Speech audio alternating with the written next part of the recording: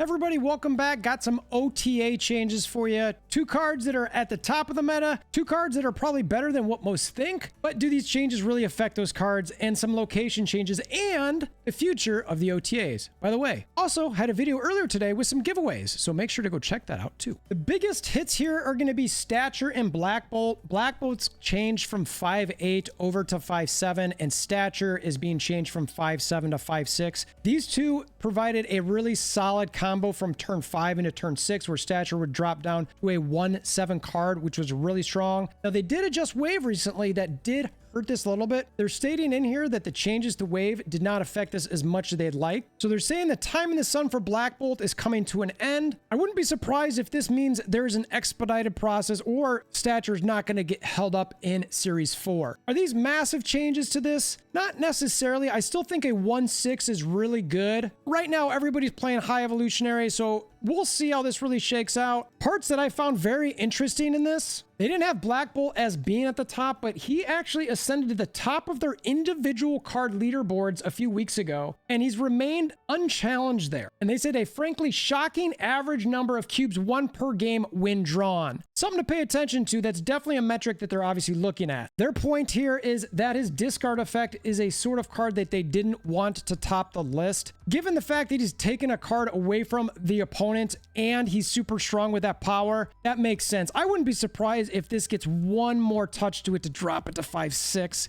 It feels sort of bad, so we'll see. Seems it's right on the threshold of where it needs to be. And oddly enough, the deck he was fielding was outperforming the field by a margin as high as Shuri and Thanos were in their prime. Crazy part about this is you didn't hear a ton of people complaining about Blackbolt as much as you heard about Shuri. So I'll give some kudos to Second Dinner for properly addressing this when they see it in game. Stature, it's ditto. The next change they've got in here, I'm not convinced is really going to do anything. They've got NegaSonic in here from 3-4 to 3-5. They make some comments here about how they debated doing 3-4 or 3-5 to start. They probably were too cautious about it. Their hope here is that when you play NegaSonic at a location, that it's going to force your opponent to play there to get the location back. What I think about when I see this, though, is an opponent can literally play a 1-1 at a location and get NegaSonic gone, and depending how much they were up before, that might take the lane back. So all they have to do is play a trash card to get NegaSonic away. Now, if they have to play 2 cards there, I could see that as a potential impact. But that has to do with more of what you had there prior to NegaSonic being there. So it would be interesting if maybe NegaSonic left a localized, say, Nova effect, whereas if NegaSonic gets blown up, maybe it gives a card or 2 or some random cards at that location an extra power. So that way it does force your opponent to go there and play. But 2 cards, I don't know, that might be too OP. Let me know what your thoughts are on that sort of thing with NegaSonic below. Or is this even going to move the dial with you for NegaSonic at all? I think she was already sort of a strong tech card. To me, I looked at her as protecting a lane so that if somebody played there, that means they'd have to play 2 cards there, which this still does. But I don't know, maybe I'm missing it. Who knows? Let me know. Next up is Invisible Woman. They changed her from 2-2 to 2-3. Again, I don't know if this really moves the dial for me at all. Invisible Woman you typically see being played with MODOK, who gets played on turn 5 behind her, and then Hela on turn 6. So that way you don't risk the discard of your Hela, and then MODOK discards everything and she pulls it all down. There's some RNG for where things get placed, but typically that deck has everything that's gigantic in it. There's some good combos there where you could obviously Enchantress the Invisible Woman, or even go ahead and Cosmo at that same location so that whenever the MODOK does get revealed, it's not going to do anything. They claim that she's got some interesting occasional player in some other decks. We'll see. They talk about Cerebro 2 and Cerebro 3 effects. I don't know. I think that while she would have been fine in Cerebro 2, like they point out, Cerebro 3 is just fine as well. So those are the 4 cards that are getting changed. Which of these is going to be the biggest impact in your mind? I think the Blackbolt and the Stature are both needed. We're both at the same time a little bit too much.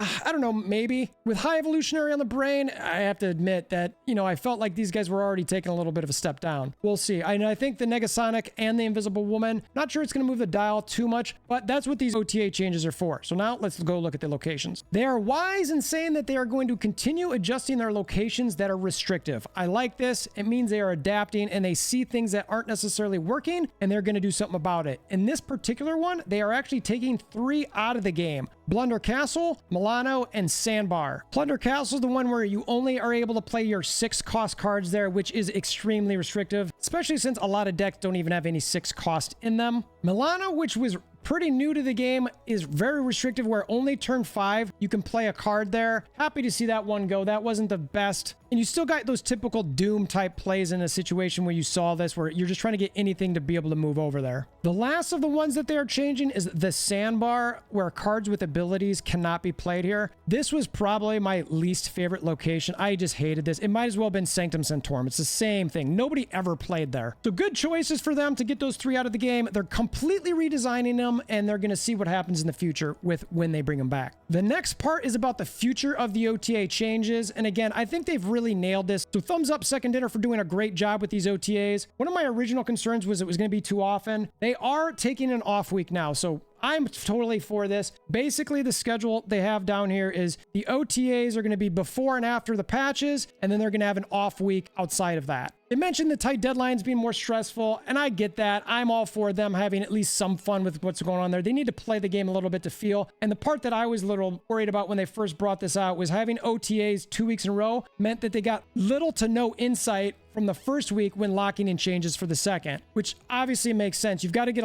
some data, or not maybe a lot of data, but a decent amount of data to say, well, did what we just change affect what we want to change now this week? Because maybe that still needs to play out a little bit. I wouldn't be surprised if at some point the OTA after the patch becomes a little bit flexible, where they only do it if there's something that's absolutely needed, and that they've always got the one before the patch. But again, or maybe even shift it to where they do one in between the patch and they don't do the other ones. I think that way you're giving yourself 2 weeks after patches and potentially after an OTA. That's probably how I'd do it. So that way it'd be every other week, and you only have an emergency OTA after a patch if you really, really need to fix something. Ben bro, feel free to call me. I'm working remote these days doing the content creation thing, so happy to help out. So that's the coverage of this week's OTAs. I will say for my future OTA predictions, I'm definitely going to lean off of those earlier cards. I know that Second Dinner said that they did not want to adjust those given the early game, so I think I'm going to focus on those less and less. While I think some of those cards could use some adjustments, they really want the early game to be a specific type so that players can feel good about where they're at in that game. And you know what? If some of those cards don't get played later, it is what it is. Letting me know what your thoughts are on the locations, the new cards, all that in the comments below. Don't forget the giveaway video that we did earlier today. This video has been helpful for you at all. If you just want to help support the channel, we appreciate you hammering down that like button. Until next time, we hope you have a wonderful day.